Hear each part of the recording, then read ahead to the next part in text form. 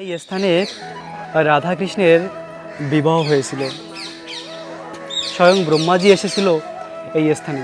দেখুন প্রিয় ভক্ত, এই বটবৃক্ষ ৫,০০০ বছর পুরানো, আর এখানে হয়েছিল রাধাকৃষ্ণের বিবাহ।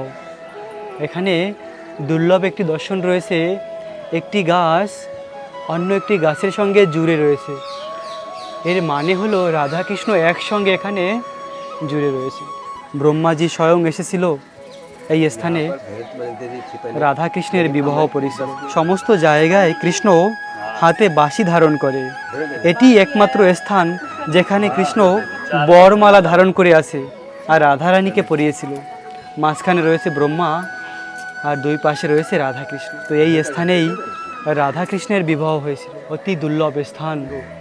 ব্রহ্মাজি যে স্থানে যজ্ঞ করেছিল, এই সেই যজ্ঞকুণ্ড।